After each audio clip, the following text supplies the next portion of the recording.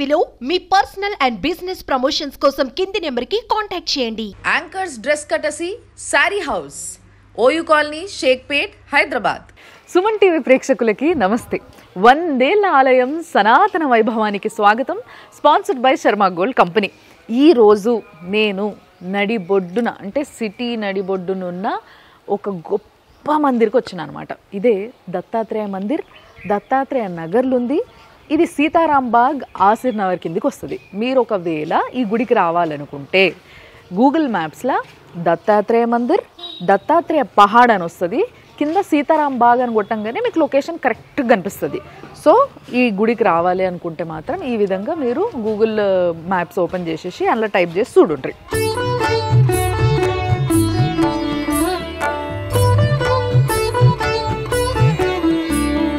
అయితే ఈ గుడి గురించి చెప్పుకోవాలంటే ఎన్నో వందల ఏళ్ళ చరిత్ర ఉన్న ఈ మందిరు ఇట్లా చూపిస్తా చూడండి.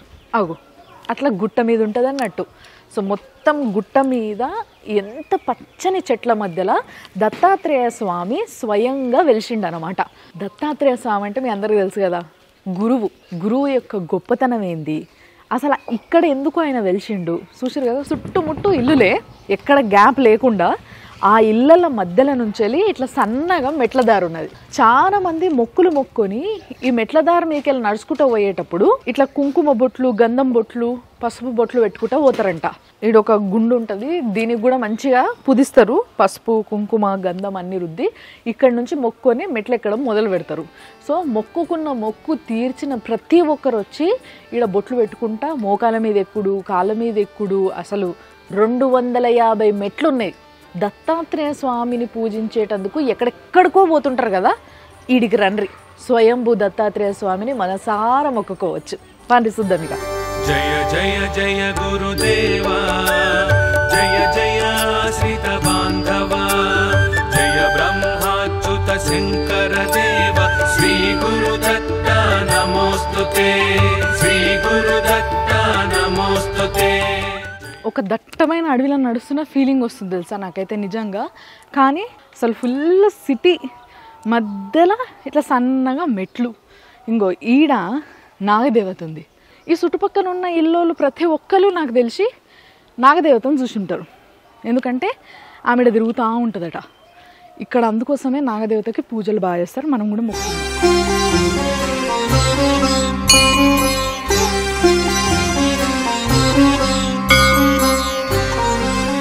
నాగుల పంచమికి లేకపోతే ఎప్పుడైతే నాగప్రతిష్టలు చేసుకోవాలనుకునేటోళ్ళు వచ్చినప్పుడు, అలాంటప్పుడు ఇలాంటి జాగాలలో పూజలు చాలా వైభవంగా అవుతాయి. హైదరాబాద్ నగరము ఫామ్ అయ్యి 700 సంవత్సరాలు అవుతుందని మనం మాట్లాడుకుంటాం చరిత్రపరంగా. అంత పాతదే ఈ మందిరం కూడా. అంటే అంతకన్నా ముందు నుంచేలే కొంతమంది గొప్ప గొప్ప గురువులు ఈ గుట్ట మీద వచ్చి తపస్సు చేయడం వల్ల వాళ్ళ కోసం దత్తాత్రేయ స్వామి ఇక్కడ స్వయంభూగా వెలిసిండు అన్నట్టు. సో వాళ్ళు ఎవరు, అసలు వాళ్ళు ఇక్కడనే వచ్చి ఎందుకు తపస్సు చెయ్యాలనుకున్నారు, ఈ ముచ్చటంతా నేను చెప్తా. కానీ మీకు అర్థమైంది కదా, 700 సంవత్సరాల చరిత్ర కలిగిన గుడి ఇది అని మనం చెప్పుకుంటున్నాం, కానీ అంతకన్నా పాతది.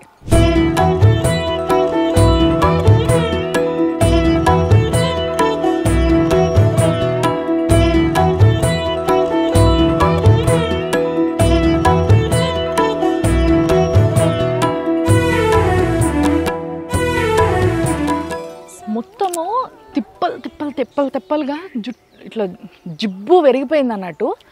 వర్షాకాలం కదా ఇంకా జర ఎక్కువ జుబ్బులేసింది. ఎండాకాలం అయితే ఇదంతా ఎండిపోయి జర ల్యాండ్ కనబడుతుండొచ్చు. కానీ ఇదంతా క్లీన్ చేస్తే అద్భుతంగా ఉంటుంది తెలుసా. చాలామంది గుడికి వస్తారు. మంచి టూరిజం స్పాట్ కింద కూడా చేసుకోవచ్చు దీన్ని. చాలా బాగుంటుంది. ఇట్లా కొండలు ఉన్నాయి చూసారా, పెద్ద పెద్ద బండరాలు ఉన్నాయి పక్కకి. ఇంకా చాలా వాటి మీదనే గురువులు చాలామంది కూర్చొని తపస్సు చేసుకున్నారంట. పైన గుడి జాగా మాత్రం అద్భుతం ఇడికెళ్ళి కనబడుతున్నది.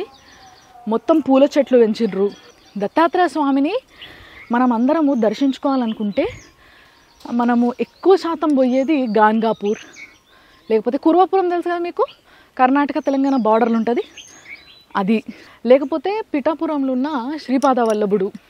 వీళ్ళని దర్శించుకోనికి అంత దూరం పోతుంటాం కదా మనము. కానీ ఇక్కడ స్వయంభూ అయిన దత్తాత్రేయ స్వామిని దర్శించుకుంటే. ఎందుకంటే గురువు యొక్క బలము అంతా ఇంత కాదు. గురువు ఆశీర్వాదం మన పైన ఉంటే మనం చెయ్యలేని పని అంటూ ఏమీ ఉండదు. అంత పవర్ఫుల్ గురువులు. అందుకోసమే ఫస్ట్ ఏ పని చేయాలనుకున్నా కానీ గురువు కాళ్ళు మొక్కి, గురువు దగ్గర ఏదైతే విద్యాభ్యాసం మనం తీసుకుంటామో దాన్ని ఒకసారి స్మరించుకొని షురు చేస్తారన్నట్టు. మీకు తెలుసు కదా, గొప్ప గొప్ప గురువులు ఎంతోమంది. అసలు ఆది యోగి అంటాం కదా మనము శివుణ్ణి. అంటే ఈ సమస్తానికి మొట్టమొదటి గురువు ఎవరు అంటే ఆ శివుడే అన్నట్టు. సప్త ఋషులకి శివుడు, సమస్తానికి శివుడు. శ్రీరామచంద్రుడికి వాళ్ళ అన్నతమ్ములకి వశిష్ఠుడు గురువు. సో ఎప్పటి నుంచో పురాణాలు ఎంత ఎతికి చూసుకున్నా కానీ గురువు ఏదైతే చెప్తాడో, గురువు ఏదైతే ఆజ్ఞాపిస్తాడో అది నెరవేర్చని దేవుడు కూడా లేడు.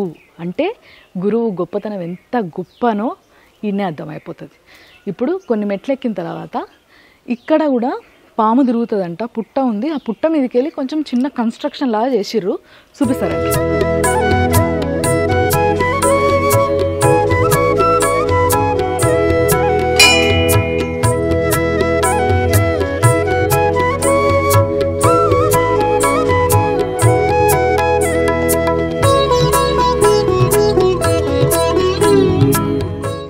చూసారు కదా, నాగదేవత పుట్ట మీద నుంచేలే ఇది కొంచెం, అంటే ఇదంతా కూడా బండ, మనకి మొత్తం గుట్టలు గుట్టలు ఉన్నాయి కదా మొత్తం ఆడ ఈడ. సో అట్లా ఈ బండ, దానికే బండల మధ్యలో పాములు ఎక్కువ తిరుగుతాయి, మీకు తెలుసు కదా. అంటే నాగదేవతలు పుట్టలు మాత్రమే కాదు బండల మధ్యలో కూడా సొరుసుకొని అట్లా అని కొంచెం వేసుకొని కూర్చుంటాయి, చల్లగా ఉంటాయి కాబట్టి. ఆ పైన కింద ఇదంతా చుట్టూ దాని మీద కొంచెం ఇట్లా కట్టిర్రు అన్నట్టు.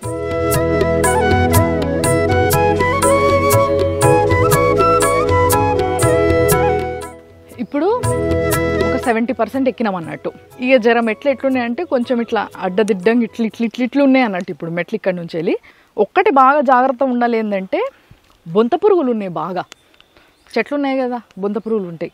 జర్ర ఇట్లా తగిలినా కూడా ఇంకా గోక్కుంటూనే ఉండాలి ఇక మనం.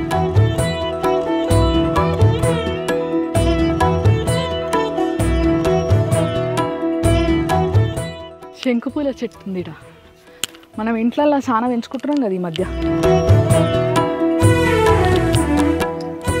దీన్ని ఛాయ్ తాగుతుర్రు ఇప్పుడు చాలామంది. ఆరోగ్యానికి మంచిది, బ్లడ్ సర్క్యులేషన్ బాగా అవుతుంది, స్కిన్ బాగుంటుందని. నిజంగా ఈ చుట్టుపక్కల వాళ్ళందరికీ ఒకటి బాగా ప్లస్ అవుతుంది ఏంటిది తెలుసా, బతుకమ్మ పండుగ కానీ బోనాల పండుగ కానీ. ఇప్పుడు బోనాల పండుగకి మనకి యాపాకు బాగా పనికొస్తుంది కదా. యాపాకు, జామ చెట్టు, తంగేడు పూల చెట్టు, గునుగు పూల చెట్లు, మళ్ళా రావి చెట్లు, జామ చెట్లు, అసలు ఎన్ని చెట్లు ఉన్నాయో, ఎన్ని పూల చెట్లు ఉన్నాయో. మొత్తం మీద 250 మెట్లు ఎక్కి పైకి వచ్చేసినాం. గుడి బోర్డు కనబడుతుంది చూడండి, శ్రీ దత్తాత్రేయ స్వామి నవగ్రహ టెంపుల్ అని. ఇప్పుడు మెట్లెక్కి ఇట్లా రాగానే చూడండి ఆంజనేయ స్వామిది బాస్ కనబడుతున్నాడు, మొక్కుదాం. అమల కనకవర్ణం ప్రజ్వలత్ పావకాక్షం. ఆంజనేయ స్వామిని క్షేత్రపాలకం లెక్క చాలా గుళ్ళలో చూస్తాం, మ్యాక్సిమం అన్ని గుళ్ళల్లో. సో ఇక్కడ కూడా ఆంజనేయ స్వామి ఉన్నాడు.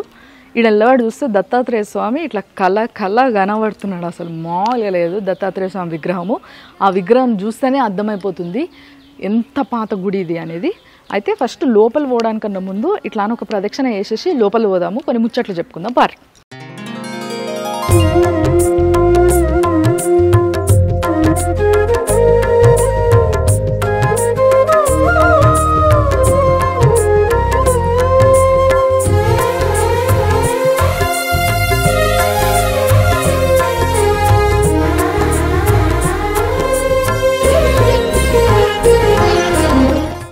ఈ గుట్ట మీద ముఖ్యంగా ఈ గుళ్ళ దత్తాత్రేయ స్వామి అంటే ఆయన దగ్గర మొత్తం కుక్కలు ఉంటాయి, తెలుసు కదా మీకు. ఎప్పుడు కూడా శునకాలు కనిపిస్తూ ఉంటాయి.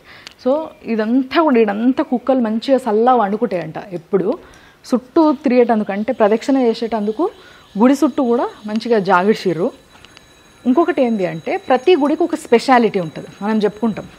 ఈ గుడికి ఏంది అని అంటే, మీరు ఎప్పుడన్నా గాన్గాపూర్ పోయి చూసుంటే ఆడ చూసిరు కదా, భూత ప్రేత పిశాచాలు ఆవహించినవి కొందరు ఏదో కొంచెం ఉండి డైవర్ట్ అయ్యి ఆగమాగం ప్రవర్తిస్తున్నారు అని అనుకుంటారు కదా, అట్లాంటి వాళ్ళని ఆడికి తీసుకపోతే దత్తాత్రేయ స్వామి దయ వల్ల అవన్నీ ఇడిచిపోయి మంచిగా నార్మల్ లైఫ్ లీడ్ చేస్తారు.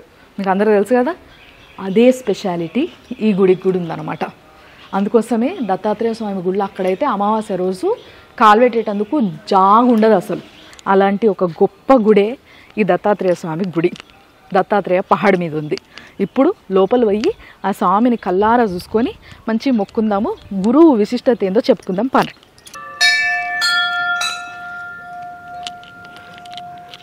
తెలుసు కదా మీకు, దత్తాత్రేయ స్వామి అంటే బ్రహ్మ విష్ణు మహేశ్వరులు.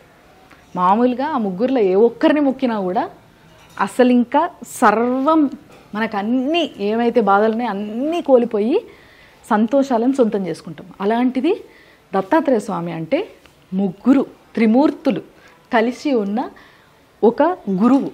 ఆ గురువుని మొక్కితే ఇంకా అంతే, ఇంకా మీకు ఏం బాధలు ఉండవు అన్నట్టు. అంటే ఈయన దగ్గరకు వస్తే అన్నీ వదిలేయాలి. ఫస్ట్ మనకంటూ చింతలు బాధలు ఏమవుతున్నాయి అన్నీ ఆయన దగ్గర వదిలేసినాం అనుకోండి, అన్న ఆయన చూసుకుంటాడు. కాబట్టి చూడుండ్రి, ఆ విగ్రహం చూడుండ్రి, ఆ కళ చూడుండ్రి, ఎంత బాగున్నాడు ఆయన. దత్తాత్రేయ స్వామి భార్య అనగాదేవి వ్రతం అని చెప్పేసి చాలామంది ఇంట్లలో చేసుకుంటూ ఉంటారు. ఎక్కువగా బ్రాహ్మణ్స్ చేసుకుంటుంటారు. అనగాదేవి వ్రతం చేసేటోళ్ళకి చాలా మంచి జరుగుతుందంట.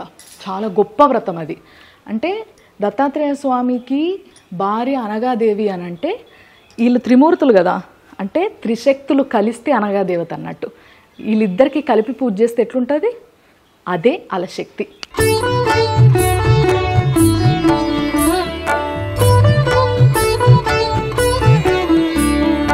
దిగంబరం భస్మ సుగంధలేపనం చక్రం త్రిశూలం ఢమరుం గదాంచ పద్మాసనస్థం ఋషిదేవవందితం దత్తాత్రేయ ధ్యానం.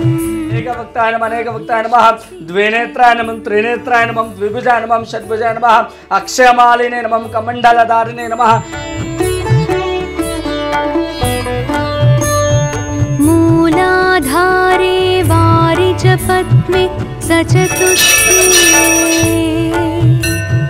వంశం శంసం వర్ణవిశాలై సువిశాలైః రక్తం వర్ణం శ్రీభగవతం గణనాథం. గురుదేవదత్త. సో ఈ గుడి గురించి, ఈ స్వామి గురించి, ఈ విశిష్టత గురించి పంతులు గారిని అడిగి తెలుసుకుందాం. నమస్తే పంతులు. నమస్తే అమ్మా. జై గురుదత్త. జై గురుదత్త. సో ఈ గుడికి వచ్చిన తర్వాత చాలా సంతోషం అనిపించింది. చాలా ప్రశాంతంగా ఉంది గుడి. ఇంత పెద్ద గుడి, ఇంత పెద్ద కొండ పైన అసలు ఎప్పుడు వెలిసింది, ఎట్లా వెలిసింది, ఏం తెలియదు మాకు. ఇది ఏంటంటే 500 years టెంపుల్ అనమాట. దానిపైనే ఉంటుంది. ఇది చాలా విశిష్ట కలిగినటువంటి టెంపుల్. కొండపైన ఉండడం మేము ప్రాముఖ్యత అనమాట. ఇప్పుడు గిరి సాంప్రదాయాల్లో దత్తాత్రేయ స్వామి ఎక్కడైనా కొండలపైన ఉంటారనమాట. ఇప్పుడు మనకు గిర్నార్ కానీ ఇవన్నీ కొండలపైన ఉన్న టెంపుల్. అంటే ఆయనకు అక్కడనే ప్రశాంతత ఉంటుంది అనమాట కొండపైన. అంటే దానికి నిదర్శనం ఏంటంటే ప్రజలందరూ కింద ఉంటారు కాబట్టి ఆయన ఎప్పుడు పైనే ఉండి అందరినీ చల్లగా కాపాడుతుంటాడు అనమాట. అందరినీ చూసుకుంటూ కొండపైనే ఉంటాడు అనమాట స్వామివారు.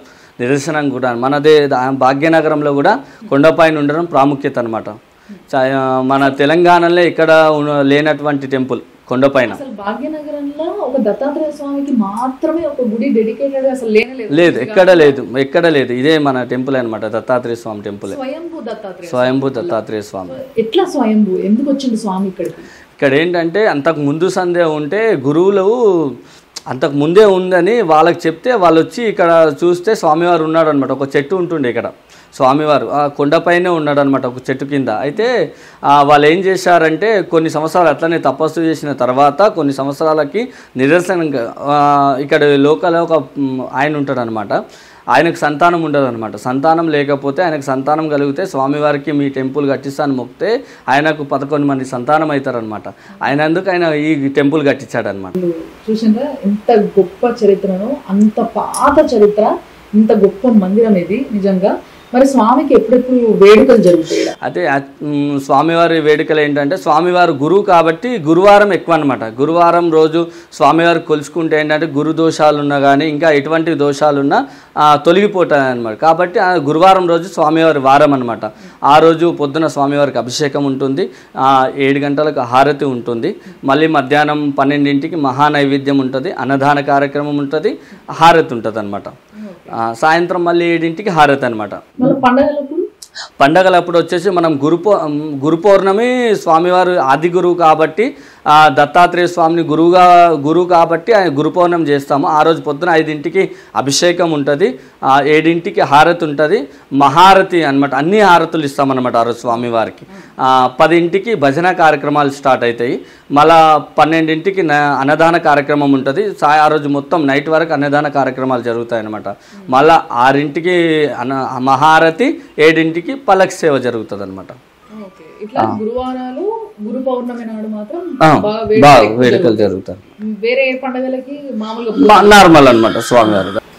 ఇంకొకటి ఇక్కడ జనాలు ఎక్కువ దేనికోసం స్వామిని వేడుకుంటారు? మన దగ్గర ఏంటంటే ఎక్కువ మట్టుకు అయితే పెళ్ళిళ్ళు కాకపోతే, ఇంకా గురు దోషం వల్ల వాళ్ళ గురుబలం లేక పెళ్ళిళ్ళు కాకపోతే, సంతానం టైంకు కాకపోతే, ఇంకా జాబులు కరెక్ట్ రాకపోతే, ఇంకా ఏదో అనుకున్నవి నెరవేరకపోతే, వాళ్ళ ఏదో వ్యాపార పరంగా ఏదైనా నష్టం వస్తే దానికి కానీ, ఇంకా మనశ్శాంతి లేకపోతే దానికి కూడా మన దగ్గర వచ్చి కూర్చొని మనశ్శాంతి కోసం అని కొంచెం కూర్చుంటే వాళ్ళకి రిలీఫ్నెస్ వస్తుంది అనమాట పైన కొండపైకి ఎక్కిన తర్వాత.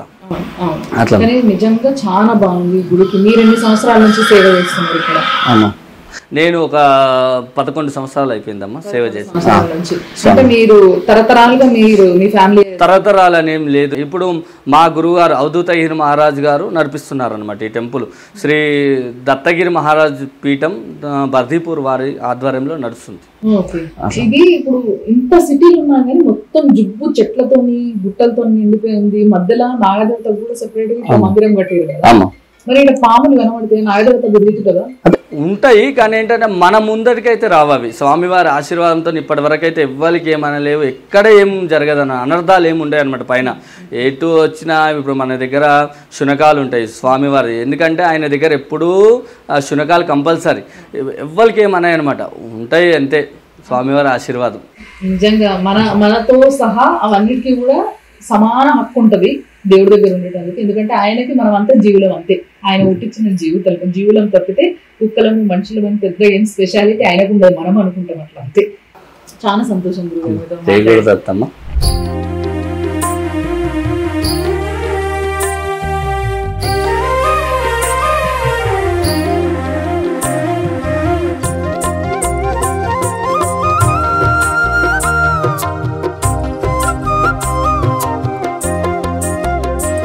నిజంగా ఆయనను చూస్తేనే ఎంత మనశ్శాంతి తెలుసా. నిజంగా చాలా హాయిగా ప్రశాంతంగా ఉంది ఈ గుడికి వచ్చినందుకు. నిజంగా ఒక మంచి ముచ్చట చెప్పాలి ఏంది అని అంటే, ఈ నుంచి వెళ్ళి ఒక మంచి వ్యూ ఉంది, నేను చూపిస్తాను మీకు. కానీ దానికన్నా ముందు బిర్లా వాళ్ళు ఉన్నారు కదా, బిర్లా గ్రూప్ వాళ్ళు ఈ గుడిని డెవలప్ చేస్తామని చెప్పేసి అడిగిరట. బట్ ఏదో కారణాల వల్ల ఇక్కడ లోకలైట్స్ ఒప్పుకోలేదంట. అందుకోసం గుడి ఇట్లనే ఉంది. లేదంటే బిర్లా మందిర్ ఎంత అద్భుతంగా కట్టిర్రు తర్వాత ఆ విధంగా ఈ గుడిని కూడా కన్స్ట్రక్ట్ చేసేటోళ్ళట ఒకవేళ వాళ్ళకి ఇచ్చి ఉంటే, కానీ ఒప్పుకోలేదట. సో అదొకటి చరిత్రలో భాగం కాబట్టి చెప్పడం జరిగింది. తర్వాత ఈ గుళ్ళకి వెళ్ళి ఇట్లా అని పక్కకు ఇంకో గుడి ఉంది, ఆ గుడికి దారి ఉందన్నమాట. సో ఈడికి వచ్చిన నేను ఇప్పుడు మల్లికార్జున స్వామి గుడి అది.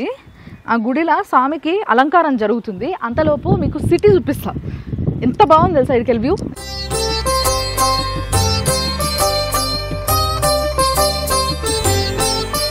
చూడండి సిటీ వ్యూ ఎంత అద్భుతంగా ఉందో ఇక్కడ నుంచి వెళ్ళి. ఇంకో ఫస్ట్ ఇక్కడ నుంచి మొదలు పెడదామా? ఏందది, అగో సెక్రటేరియట్ కనబడుతుందా మీకు? మంచి కొత్త సెక్రటేరియట్. ఆ పక్కనే గుట్ట మీద బిర్లా మందిర్ కనబడుతుంది. జర్రంతా ఇటువైపు వస్తే అక్కడ విగ్రహం కనిపిస్తుందా బాబాసాహెబ్ అంబేద్కర్ది. ఆ అంబేద్కర్ విగ్రహం పక్కకి మనకి నెక్లెస్ రోడ్ పైన మనకి ఒక జెండా పెట్టరుగా పెద్దది. సో ఇండియన్ ఫ్లాగ్ ఆడ కనబడుతుందా. తర్వాత అట్లానే ముందుకు వస్తే అగో గిట్టి సైడ్ బిల్డింగ్ కనబడుతుందా. ఇది మనకి బంజారా హిల్స్ రోడ్ నెంబర్ 12లా సెంట్రల్ కమాండ్ పోలీసుది డిపార్ట్మెంట్ పెట్టిరు కదా అక్కడ, అది ఆ బిల్డింగ్, ఆ స్ట్రక్చర్ ఈజీగా అర్థమైపోతుంది కదా మనకి. మొత్తం అసలు సిటీలో జాగా దొరకలేదంటే ఏందో అనుకున్నాను, ఇక్కడ చూస్తే అర్థమైపోతుంది. చూడండి ఎందుకు దొరుకుతుంది ఇంకా జాగా.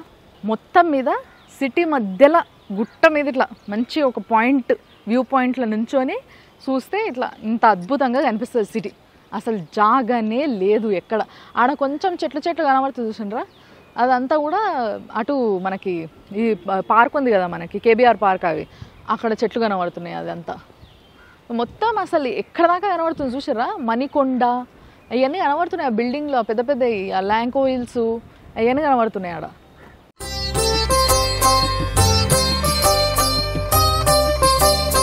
ఇప్పుడు చూసారుగా సిటీ అంతా మల్లికార్జున స్వామి గుడి అంట 15 సంవత్సరాలు అవుతుందంట ఈడ కట్టి.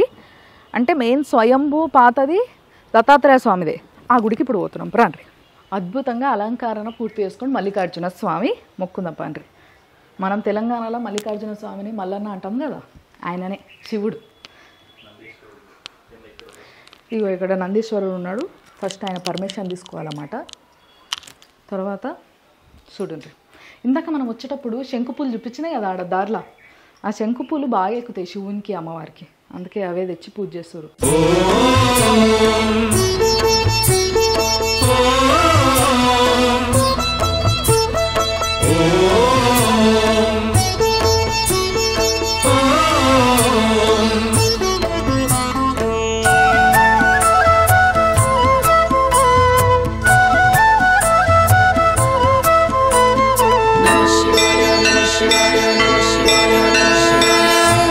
సాంబ శివ సుందరాయ నమః, సాంబ శివ సద్గుణాయ నమః, సాంబ శివ నిర్మలాయ నమః, సాంబ శివ ఆత్మరూప నమః, సాంబ శివ సకల లోక శరణ, సాంబ శివ సర్వ పాపహరణ, సాంబ శివ నీవే మాకు స్మరణ, సాంబ శివ చూపవయ్య కరుణ. నమ శివాయ నమ శివాయ నమ శివాయ ఓం సదాశివాయ సదాశివాయ సదాశివాయ ఓం మహేశ్వరాయ మహేశ్వరాయ మహేశ్వరాయ ఓం. ప్రశాంతంగా దర్శనం తర్వాత బయట వచ్చి ఇక్కడ కూసున్నా, ఎంతసేపు అయినా ఇక్కడ కూర్చోవచ్చు తెలుసా, అంత హాయిగా ఉంది. అయితే ఈడ కూర్చొని మనం ఒక ముచ్చట చెప్పుకుందాం. దత్తాత్రేయ స్వామి అవతారం ఏ విధంగా ఉద్భవించింది ఈ ముచ్చట చెప్పుకుందాం. చాలా అద్భుతమైన కథ ఇది, మీ అందరికీ తెలిసి ఉంటుంది, బట్ చిన్నగా యాద్ చేస్తాను నేను, సరేనా. అయితే సప్త ఋషులలో ఒక ఋషి అయిన అత్రి మహర్షికి అనసూయనిచ్చి పెళ్లి చేస్తారు. మీకు తెలుసు కదా, అనసూయ అంటే మహాపతివ్రత. సో వీళ్ళిద్దరూ పెళ్లి చేసుకున్న తర్వాత వీళ్ళిద్దరు పిల్లలు పుట్టారు చాలా రోజులకు కూడా. ఒకరోజు నారద ముని మొత్తం త్రిలోకాలు తిరిగి అమ్మవార్లకి, ముగ్గురు అమ్మవార్లకి, లక్ష్మీదేవికి, పార్వతీదేవికి, సరస్వతీదేవికి ఏమని చెప్తాడంట, మీ ముగ్గురు కన్నా కూడా, అంటే త్రిశక్తుల కన్నా కూడా పతివ్రత భూమి మీద ఉన్నది ఆమెనే అనసూయాదేవి అని చెప్పిండంట. అగో అట్లెట్లుంటారు, మాకన్నా పతివ్రతలు ఉన్నారా అని చెప్పేసి అమ్మవార్లు ఏం చేసిండ్రంట, సరే చూద్దాం ఆమె పాతివ్రతం ఎంత గొప్పదో చూద్దామని చెప్పేసి ముగ్గురు త్రిమూర్తులని ఆమె తానికి కిందికి పంపిస్తారనమాట భిక్షాటన కోసం, ఆమెను చూసి రమ్మని, ఏంది కథ కనుక్కొని రమ్మని. అప్పుడు త్రిమూర్తులు భిక్షాటన కోసం అని చెప్పేసి వీళ్ళు ఇంటికి వస్తారన్నట్టు, అనసూయ వల్ల ఆశ్రమానికి వస్తారు. అప్పుడు అత్రి మహర్షి ఉండడు ఆ టైంలో వస్తారు. వచ్చినప్పుడు భిక్షాటన కోసం వచ్చిన వాళ్ళు కదా, సో భిక్ష అడుగుతారు అన్నట్టు. భిక్ష అడిగినప్పుడు ఏం చేస్తుందంటే ఆమె భిక్ష తెచ్చి వాళ్ళకి భిక్ష ఇద్దామని వస్తుంది. కానీ త్రిమూర్తులకు భిక్ష వేసే ముందు త్రిమూర్తులు ఒక కండిషన్ పెడతారు.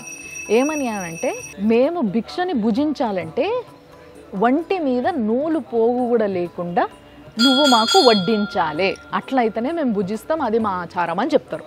అంటే పరీక్ష అన్నట్టు. బేసిక్గా దేవుళ్ళు ఇట్లా చేస్తారా ఇదంతా కాదు, దీనికి అన్నిటికీ కూడా లోక కళ్యాణం ఒకటి ఉంటుంది దాని వెనుక, అది ఏందో నేను చెప్తున్నా ఈనుండ్రి.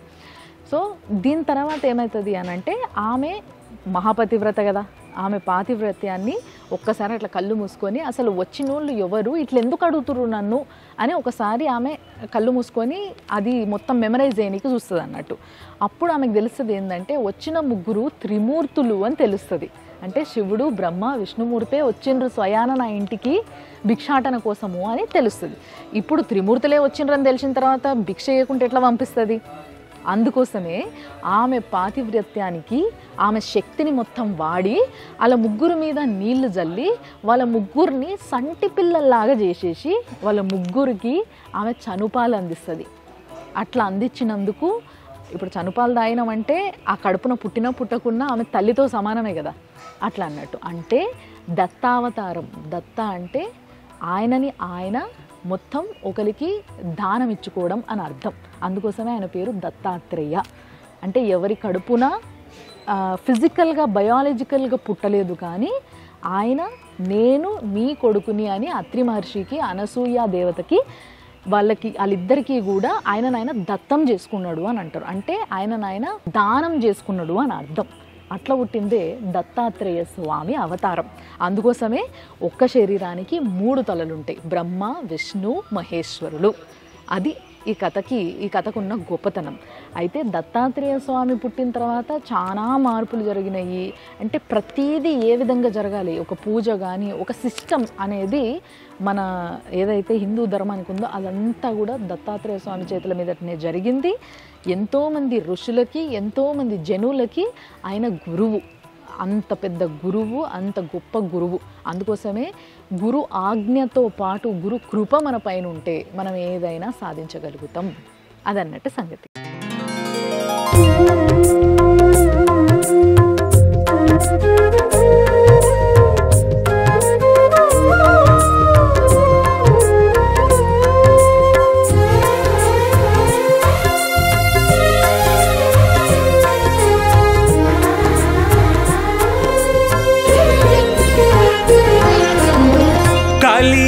కలియుగమెటులైనా మొత్తం మీద ఒక అద్భుతమైన గుడిని ఈరోజు మనం చూసారు కదా.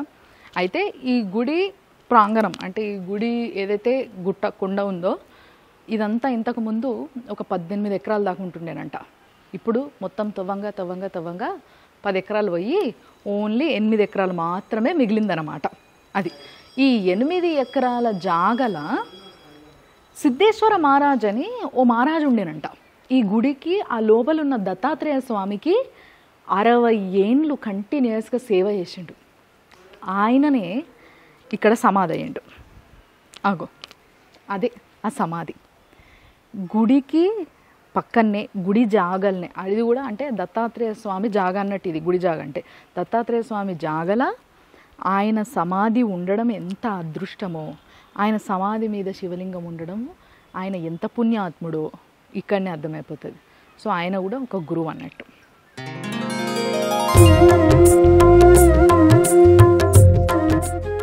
ఇది దత్తాత్రేయ స్వామి ముచ్చట్లు. మనకి సిటీల దగ్గరలో దత్తాత్రేయ గుట్టపైన వెలిసిన దత్తాత్రేయ స్వామిని చూసే అదృష్టం నా కళ్ళకు నాకు దక్కింది. మీ అందరూ కూడా ఇక్కడికి రావాలనుకుంటే మళ్ళొకసారి యాద్ చేస్తున్నా మీకు, మీరేం గూగుల్ మ్యాప్స్ ఓపెన్ చేయండి. అలా దత్తాత్రేయ స్వామి టెంపుల్ అని చెప్పిన తర్వాత పక్కన సీతారాం బాగ్ అని కొట్టిర్రు అనుకో, మీకు ఇదే గుడి చూపిస్తుంది.